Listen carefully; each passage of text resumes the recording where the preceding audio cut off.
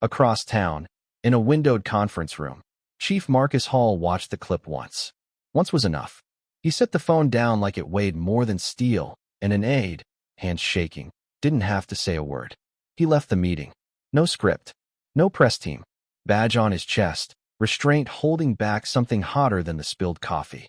Inside the station, conversations died when he walked by. Doors stopped halfway closed. People looked down at their shoes like answers were written there.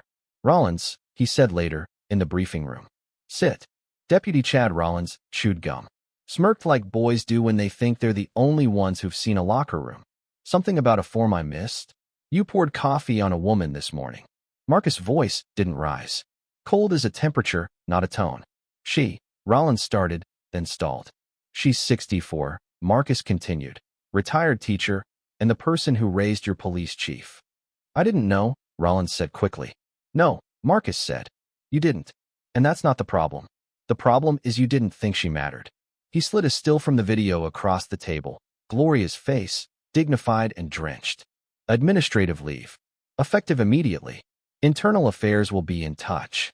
Are you firing me? Marcus tapped the badge over his heart. I'm reminding you what this means. It doesn't protect cruelty. The city moved like a rumor. Artists sketched Gloria in chalk outside the café. Teachers posted stories about their own mothers and the shape of their silence. A pastor wrote, "We all know a Gloria." People showed up outside the station with coffee cups held upright, not to throw, but to stand. It wasn't a shouty crowd. It was that steadier thing, the kind of presence that makes you feel witnessed. At 7:15 p.m., Chief Hall stood in front of a single microphone and told the truth without drama. My name is Marcus Hall. I serve this town as police chief. I was raised by the woman you saw in that video. He didn't point fingers. He didn't bury the lead. This is bigger than one man with a badge and a cup. It's about the small violences we excuse until a camera sees them. No slogans. No show. Just a line in the sand. By morning, the clip had crossed 5 million views. Folks far from Ridgeway watched and whispered. If she wasn't the chief's mother, would this matter? Others typed what they've typed before. Protect black women. Believe what you see the first time. Inside the station, phones rang until voicemails filled up. Marcus scrolled through messages he didn't want and emails he couldn't ignore. His mother hadn't left the house. His mother wasn't taking calls. The paramedics had said she was physically fine. Fine is a word that hides a lot. At 8 a.m., a line formed outside the station. Elders, church deacons, college kids still smelling like laundry soap, small business owners who've seen too much and pretend less every year. Some held signs. Most held nothing at all. They were there to stay. They were there to look. Inside, Marcus faced his senior staff. Full cooperation with internal affairs, he said. Anyone who interferes, subtly or otherwise, will be suspended. A nod from one corner. Eyes rolling in another. He handed out the formal complaint, already filed. We're initiating an external audit. Use of force incidents. Civilian complaints. Unresolved cases. Clean means clean. Across town, Gloria sat on her couch in the same blouse. Stain gone, but the day still threaded through the fabric. Her neighbor, Ms. Whitaker, brought tea and memory. Remember after the march on Selma, she murmured, when little Marcus was learning to walk. You said he'd walk through fire someday. Gloria's jaw tightened. Looks like he did. At 2:45 p.m., an email with no name hit Marcus' inbox.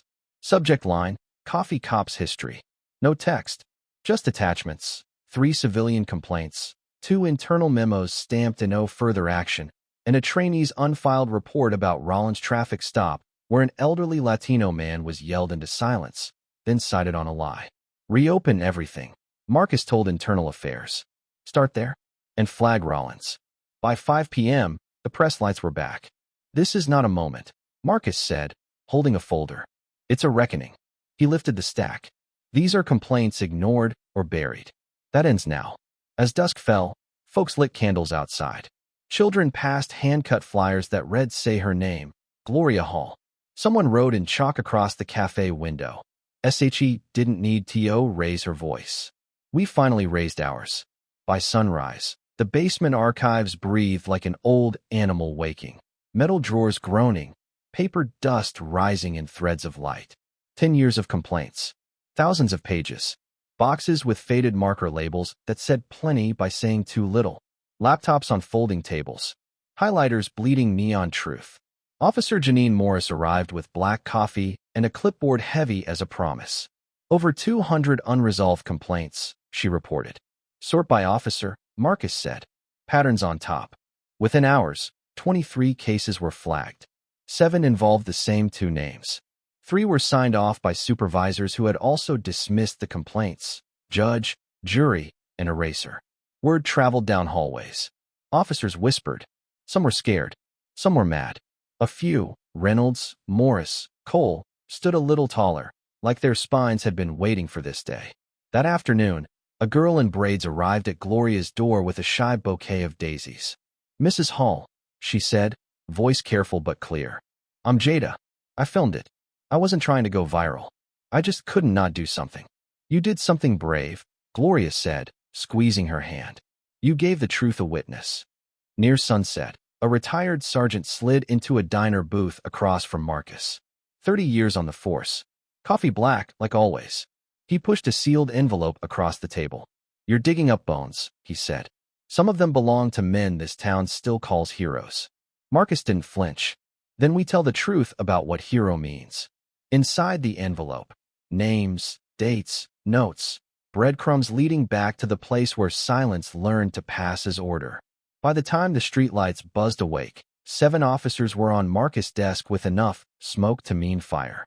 The room felt like before a thunderstorm. Air heavy, everything too quiet. Morning came anyway.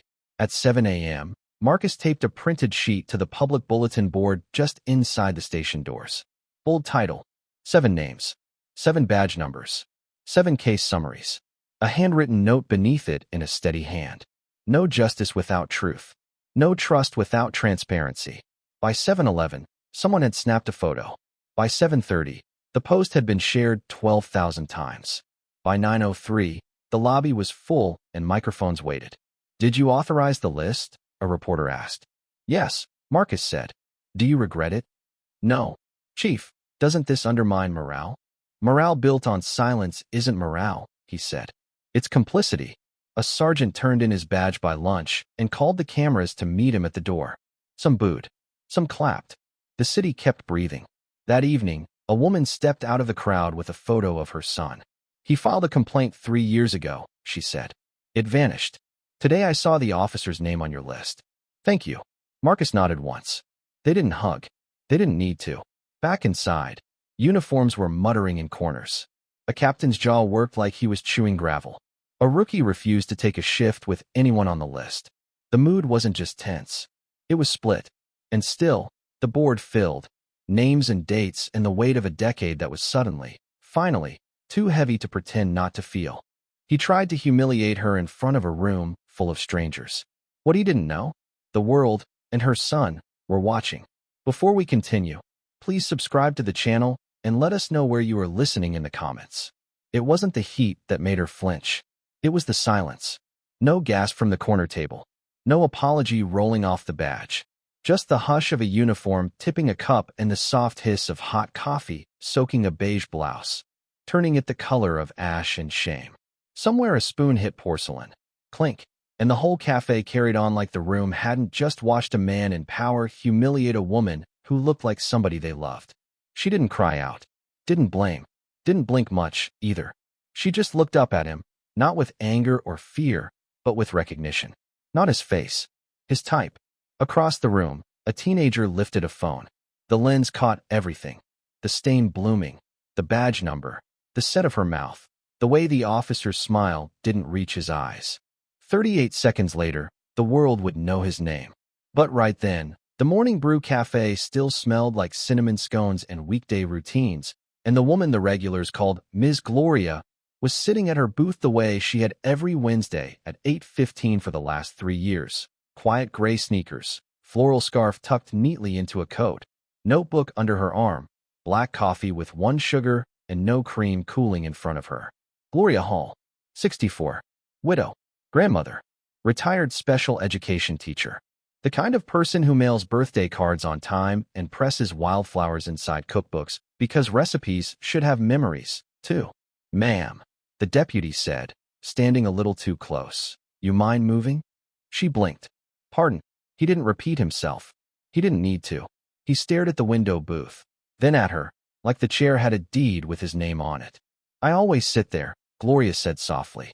Every Wednesday. His grin tightened. The barista froze. Two teens by the pastry case stopped whispering. When the man in the uniform reached for the cup, nobody believed he'd actually do it. Right up until the coffee tipped and ran down the front of her blouse in a slow, deliberate sheet that made noise without sound. Silence can bruise. Gloria stood, wiped her hands, laid a napkin on the table like a benediction. You've made a mistake, she said. Oh yeah. He chuckled. You gonna call your son? I won't need to. The phone camera caught that line, too. It caught the tilt to her chin and, over her shoulder, the café's small community bulletin board, flyers, a bake sale, and a framed welcome letter with a photo of the town's new police chief. A black man in a pressed uniform, shoulders squared, smile steady. Caption, proudly raised by Gloria Hall. By 9:43 a.m., the video was on Facebook. By 10:12, it hit Twitter. By 11:03, the hashtag had a life of its own. Not because people hadn't seen worse, plenty had, but because the quiet of it was familiar. Because so many of us know a Gloria. Because sometimes it's not the shout that cracks you open, it's the hush after someone decides you don't matter. The department's official pages said nothing. The silence online was louder than any statement. By the time the sun rose over Ridgeway, the list had already burned through every corner of town. On the morning news, anchors spoke in that clipped voice they use when the story is both shocking and impossible to ignore. In diners, people turned away from their eggs to watch. In barbershops, someone always had a theory. On the street outside the precinct, the crowd was larger than yesterday, coffee cups in hand, signs tucked under arms, cameras ready. Inside, the air felt different. Stiff. Unwelcoming. Marcus could read it in the way officers wouldn't meet his eyes. A few muttered under their breath as he passed, words too low to catch, but heavy enough to hear. Lieutenant Cole stepped into his office. Chief, 3 of the named officers have already called their union reps. 2 more are threatening to walk. Let them, Marcus said. They're rattled, she replied. And angry. They should be, Marcus answered flatly. If you're on that list, you earned it. That morning's briefing felt like walking into a storm. Officers sat stiff in their chairs, arms crossed. The smell of burnt coffee clung to the air like a dare. Marcus scanned the room, noting the empty seats, people who couldn't face him or wouldn't. I know some of you think this is personal, he began. It's not. It's about trust. Without that, we're just a gang in uniforms. Sergeant Andy Blair, never one to sit quietly, stood. I've been here a long time, Chief. I've seen bad days, but this? You're tearing us apart. Marcus didn't blink. No. I'm holding us together by pulling out the rot before it spreads. The sergeant shook his head and sat down hard. The room didn't cheer. It didn't breathe much, either. By noon, Marcus' phone buzzed with a call from the mayor. I'm getting calls from donors and business owners, she said sharply. You need to calm this down. What do you want me to say? That the department's stable?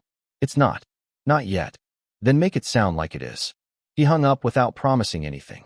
Outside, the media was waiting. Chief Hall, can you comment on the growing unrest among your officers? Marcus paused on the stairs. If you think accountability is the enemy of policing, maybe you've misunderstood the badge. That night, he found his car in the station lot with the word traitor keyed deep into the driver's side. He stared at it for a long moment, then popped the trunk, grabbed a rag and a bottle of polish, and started scrubbing. Officer Reynolds spotted him from the back door. You don't deserve this, Reynolds said. No, Marcus replied. But if this is the cost of doing the right thing, I'll pay it. The following morning brought a certified letter from the police union. Formal accusations of creating a hostile work environment, violating officer privacy, and bowing to political pressure. The press called it Chief under fire from within. Talk radio lit up. Some callers raged. Others defended him. That evening, Marcus walked into a community meeting in the basement of a small church. No microphones. No stage. Folding chairs in a loose circle. Gloria sat beside him, hands folded in her lap. She hadn't spoken much since the café. But when a man across the room asked, "Do you think anything's really going to change?" she finally lifted her gaze. I was humiliated, she said quietly. In a place I thought I was safe. But this, She gestured at the room, at the people leaning forward to hear her. This is the beginning of change. Because people are finally listening. Silence followed, and then applause. Slow at first, then louder.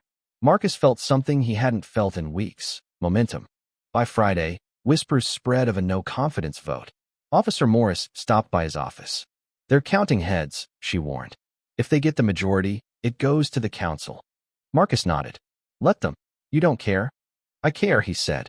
I'm just not afraid. That night, he wrote a letter to every officer in the department. If holding each other accountable feels like betrayal, then we've forgotten what service means. I will not protect a culture of silence.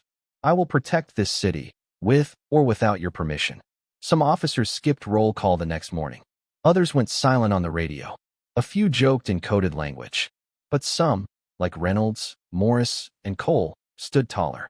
They showed up in the archives. They stood in the streets with the community. They stopped whispering. The next sunrise, Marcus stepped into the cool morning air carrying a manila folder.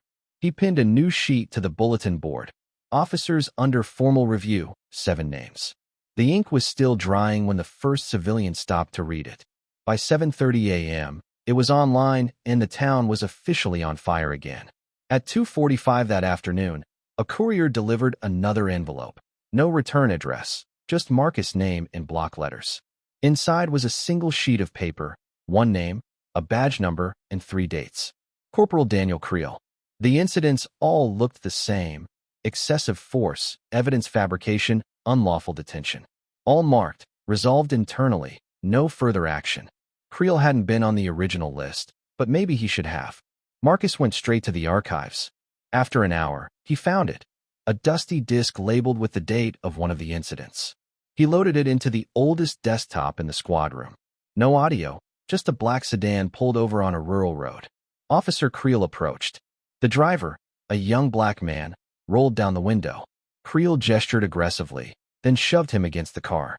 A teenage girl stepped out of the passenger's side, hands raised, face frozen in fear. Creel yelled, then killed the dashcam feed. Static. Marcus closed the file. Get him in here, he told Cole. In the review room, Creel played dumb. It was a minor traffic stop. No big deal. Marcus leaned forward. Your job doesn't include turning off your camera. It malfunctioned, Creel said. Cole slid the maintenance logs across the table. No malfunctions reported, before or after. Marcus didn't raise his voice. You're suspended. Effective immediately. The case is being reopened and referred to the state. Creel stood so fast his chair hit the wall. You're making a mistake. No, Marcus said. I'm correcting one. That afternoon, a new sheet went up on the bulletin board. 1 name. 1 badge number. 1 note. No justice without accountability. That night, at an emergency community forum, a young woman stood from the back. My name is Jasmine Carter, she said, holding up a still image from the dash cam, the terrified teenage girl from the video. I was 15. My brother was driving. He didn't fight. He didn't yell. But he was thrown against the car anyway. The report said he was combative. No one believed us. Until now. The room didn't erupt in cheers. It just breathed differently. Heavy, quiet, electric. Later, on his mother's porch, Marcus sat beside Gloria as she rocked slowly in her chair. I remember Jasmine, she said softly. Used to sell lemonade by the church. Truth takes time, Gloria added. But it doesn't forget.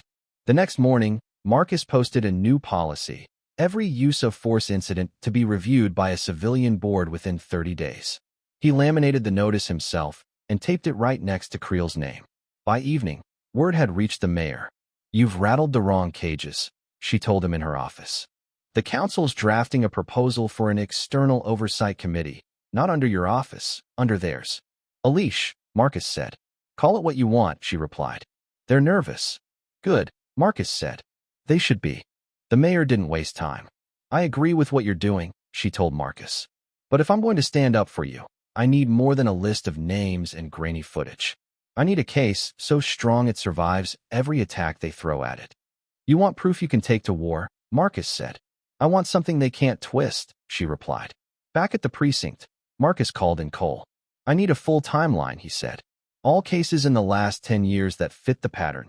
Excessive force, complaint filed, closed internally, no outside review. Cole didn't flinch. That's a lot. I know, Marcus said. We'll get it done. By midnight Sunday, the file was 71 pages long. Every page was a reckoning. Every entry was a life shoved into a drawer until someone cared enough to pull it back out. Monday morning, City Hall overflowed. News vans, protest signs, retirees in lawn chairs, students with cardboard slogans. Inside, Mayor Lasker stepped to the microphone. My office received this report last night. 71 cases, all ignored, all buried, she announced. I stand with Chief Hall. I reject the proposal to limit his reforms. Oversight should not fear exposure. Justice should not fear daylight. When the vote came, the motion failed. Later that night, Marcus sat in the squad room, the building unusually quiet. Cole appeared in the doorway. You won, she said. No, Marcus replied. The city did. She smiled. And the list. He glanced down at the desk. Number 9. Still growing. The headlines the next day were split. Some called him a reformer, others a radical. In Ridgway's Facebook groups, neighbors argued about whether accountability was courage or betrayal. Inside the department, the air thickened. 2 lieutenants called in sick. A patrol sergeant resigned by email, calling the station a political circus. Some officers just stopped trying. Radios went unanswered. Reports got sloppy. A slow, stubborn defiance. Then, at 2:14 p.m., the power cut out in the East Wing. Dispatch down. Servers offline, including the archive housing years of complaints. Cole rushed in. Sabotage. Looks like it, Marcus said grimly. Get backups running. Now. That night, a town hall meeting turned volatile. Supporters wore black ribbons. Opponents carried signs. Keep politics out of policing. An elderly woman stood. My grandson was pulled over and called a thug. He's 12. A man across the aisle snapped. Maybe teach him to respect the badge. The room erupted. Shouts, accusations, hands pointing. The mayor tried to restore order. Marcus stood in the back, arms crossed. This wasn't just about policy anymore. It was about which version of Ridgway would survive. The next morning, a video hit social media, edited, spliced, designed to smear him. It made it look like Marcus admitted to targeting white officers. The comments exploded. Race-based policing out of control. Cole burst into his office. We traced it, Captain Harlan. Draft is suspension, Marcus said. But for every attack, there was an answer. A group of local mothers called themselves Voices for Justice and began posting their own stories. One video featured Jasmine Carter, sitting between her parents. My voice was ignored once, she said. Not again. By Friday night, someone threw a Molotov cocktail through a window at the mayor's office. No one was hurt, but the message was clear: escalate or back down. The mayor's hands shook slightly as she watched the fire burn out. This is what they do when they're cornered, she told Marcus. Then we hold the line, he said. By Sunday, state officials announced a formal inquiry into Marcus' leadership. The motion was fast-tracked. Some called it oversight. Others called it sabotage. When the state board arrived, they didn't smile. Why bypass internal review? Why suspend officers without preliminary hearings? Why trust anonymous complaints? Marcus answered each question calmly. Because what's internal is often invisible. Because suspension is prevention, not punishment. Because anonymity doesn't mean untruth. Janine Morris testified. Cole testified. Jasmine's mother testified, voice breaking but steady. He listened. Not as an officer, as a human being. The board left without verdict or comment. Weeks later, the report arrived. Chief Hall's actions, while unorthodox, adhered to the ethical framework of necessary reform. It wasn't praise. It wasn't condemnation. It was a door still open. In the months that followed, change came quietly. A new intake officer, young, patient, human. A mural in the town square with all 9 names. Jasmine's op-ed printed in the local paper. Justice didn't knock on our door. It walked in wet and angry and dared us to listen. On a Sunday morning, Marcus sat on his porch, coffee in hand. His daughter, cross-legged beside him, asked, "Did you win, Dad?" "No," he said. "But I didn't let them win either." "Going back tomorrow?" "Yes." "Even if they still don't like you?" He smiled. "Especially then." That night, Marcus wrote one last note. Not for the mayor, not for the press, but for Ridgway itself. To every citizen who has ever felt unseen, I see you. To every voice that was silenced, I hear you. And to every badge that forgot what it stands for, I remember. He taped it in the front lobby, right next to the security camera, where it would never be ignored again.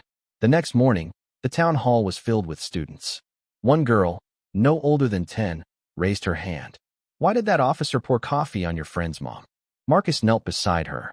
"Because sometimes people forget the weight of their actions. But it's our job to remind them." The girl tilted her head. "Did she get justice?" "She got a voice," Marcus said. "And sometimes that's even more powerful." Thank you for listening to this story. If it made you feel something, remember something, or hope for something, share it in the comments. And don't forget to subscribe for more stories that will not let you forget. Because silence protects power, but stories build it. Together.